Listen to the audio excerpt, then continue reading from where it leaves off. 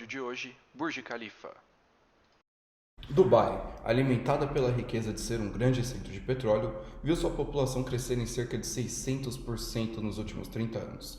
A versão moderna da metrópole de Dubai é uma cidade à beira-mar no meio do deserto, cheia de arquitetura icônica e grandes empreendimentos de construção, como o Burj Al Arab, gigantescos shoppings e a chamativa ilha em forma de árvore de palmo de Meraa.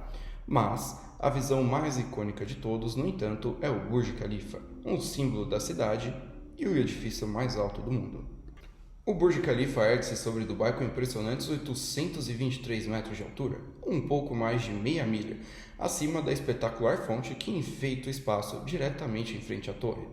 Essas fontes, aliás, utilizam água recuperada do sistema de resfriamento da torre, ressecando cerca de 15 milhões de galões de água por ano, o que seria suficiente para encher 20 piscinas olímpicas, levando apenas cerca de 1.325 dias, ou pouco mais de 3 anos e meio, para bater o recorde anterior do Taipei 101 e se tornar assim o edifício mais alto do mundo.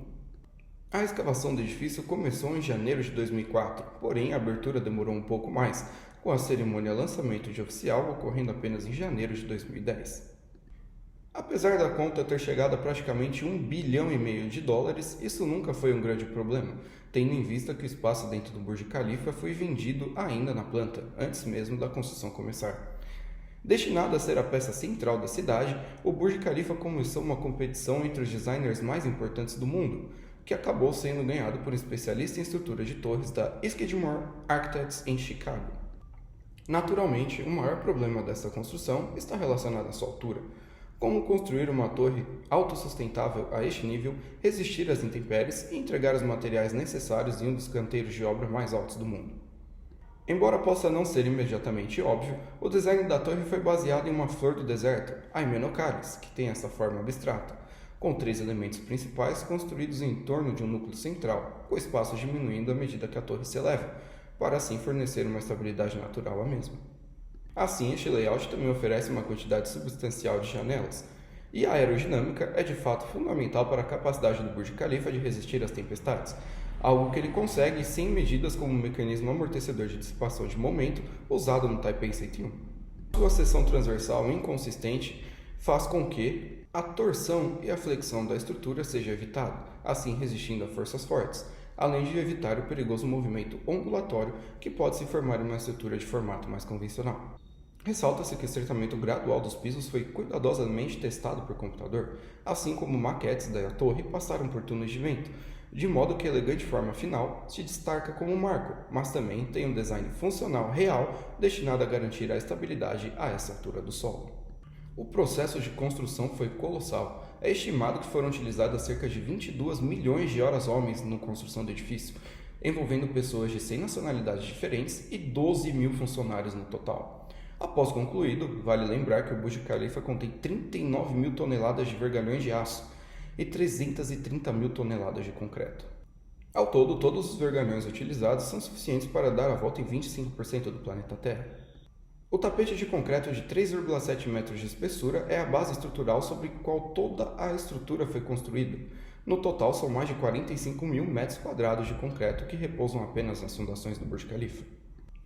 Um ponto de discussão improvável eram os guindastes utilizados na obra. No total, eram 3, que trabalhando juntos conseguiam levar os materiais até o 156º andar.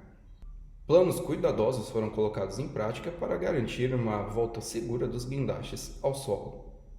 O bombeamento de concreto no núcleo do edifício exigia quase 200 bar de pressão, e também foi um feito de engenharia nunca alcançado antes da construção do Burj Khalifa. Para contextualizar, apenas para aplicar o revestimento exterior da construção exigiu o trabalho de cerca de 300 engenheiros, além da equipe de construção, e quebrou vários recordes durante o processo. Além disso, o alumínio utilizado no Burj Khalifa é suficiente para construir 5 grandes jumbo-jato da Boeing, o 747. Há um total de 57 elevadores no Burj Khalifa, porém nenhum deles vai de cima a baixo.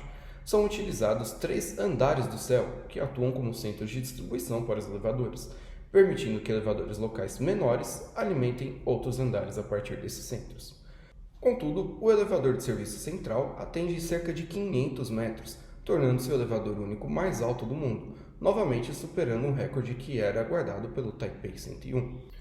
A icônica torre de 4.000 toneladas de aço estrutural e 200 metros de altura no topo do Burj Khalifa foi construída dentro da torre e içada até a sua posição por meio de macacos hidráulicos. A operação contínua do edifício é complexa. Para encanamento e eletricidade, por exemplo, temos um andar duplo a cada 30 ou mais andares, com equipamentos necessários para garantir a funcionalidade básica da torre, que funcionam como andares de operação. Os andares de operação fornecem serviços aos 15 andares acima ou abaixo dele, abrigando subestações elétricas, tanques de água, bombas e unidades de tratamento de ar. Lembrando que o resfriamento necessário para a torre é um acréscimo geral ao uso da água, onde tubulações específicas foram construídas apenas para lidar com o resfriamento da torre. Necessários 250 mil galões de água diariamente para manter o funcionamento do Burj Khalifa. Tudo isso por conta da baixa umidade no deserto. Durante a construção, todo este equipamento estava guardado na cave e era levado à noite para os andares menos glamourosos, mas absolutamente necessários na construção, usando uma combinação de guindastes, guinchos e elevadores de serviço central. Com uma manutenção minuciosa e equipamentos de lavagem de janela posicionada permanente, é assim que se mantém o símbolo de um país brilhante, com seu visual único. Lembrando que toda a fachada é limpa a cada 3-4 meses. Imagina que arrepilante o trabalho de limpar as janelas do Burj Khalifa pendurados em uma cadeira. O Burj abriga hotéis, plataformas de visualização pública, empresas, residências particulares muito luxuosas e também elementos de estilo de vida, como academias e piscinas, para complementar. Hoje, o edifício é uma cidade na vertical. Lembrando que mesmo 11 anos após sua inauguração, ainda custa mais de $100 o acesso aos seus andares mais altos, simplesmente para observar e contemplar a skyline de Dubai. Para hospedar-se no hotel projetado por Giorgio Armani, custa mais de $700 por noite, embora isso não te leve além do 39º andar. Ou que tal curtir uma música e uma dança na boate mais alta do mundo, ao alto de 144 andares. Incrivelmente, existem planos de superar o Burj Khalifa. A própria Índia fala sobre um edifício mais alto, uma estrutura de 110 andares na movimentada Mumbai, enquanto a Coreia do Sul também está de olho em projetar um possível rival. E a história sobre adicionar andares extras ao Burj Khalifa para ele não ser superado é apenas um mito.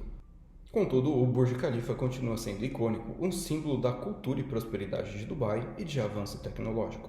Você acha que valeu a pena? Nos conte nos comentários e se inscreva para descobrir mais maravilhas da construção.